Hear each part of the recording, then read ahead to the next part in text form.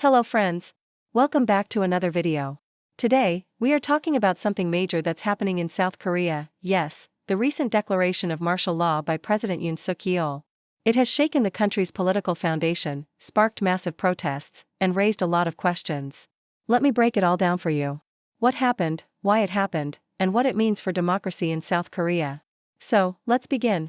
What exactly happened? On the evening of December 3, 2024, President Yoon Suk Yeol made an emergency announcement. He declared martial law in South Korea. Now, if you don't know what martial law is, let me explain. Under martial law, the military takes control of governance, and civil liberties, like freedom of speech and assembly, are restricted. Basically, the government shuts down democracy temporarily. The president claimed this was necessary to deal with anti-state forces. Sounds scary, right? But here's the catch: he didn't provide any solid evidence of these so-called forces. This left many people wondering, how did people react? As soon as the announcement was made, people took to the streets. Thousands of citizens gathered in Seoul, shouting slogans like "Defend Democracy."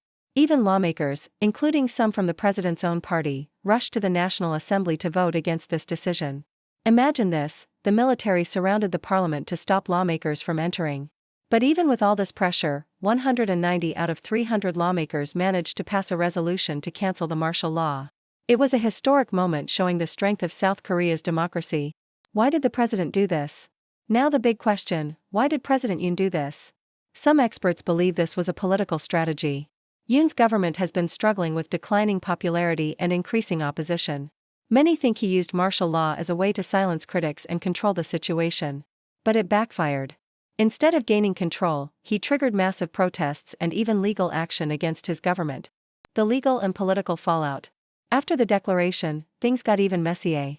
Investigations were launched against officials involved in enforcing martial law. The former defense minister was arrested, and even the presidential office was raided by the police. Meanwhile, the opposition started impeachment proceedings against President Yoon. This process could take months, but if successful, Yoon could be removed from office. It's a clear sign that South Korea's democratic institutions are still strong and resilient. What does this mean for South Korea? Friends, this incident has raised some important questions. How vulnerable are democracies to such power grabs? And how should people respond when their rights are threatened? South Korea's citizens have shown us that peaceful protests and strong institutions can push back against authoritarian moves. Internationally, this has also put South Korea in the spotlight, with countries like the US urging the government to respect democratic norms. Conclusion: lessons for the world. So, what can we learn from this? The South Korean crisis shows us that no democracy is perfect, but its strength lies in the will of the people to protect it. When governments try to overstep their boundaries, it's up to citizens, lawmakers, and the judiciary to hold them accountable. What do you think about this situation? Could something like this happen in your country? Let me know your thoughts.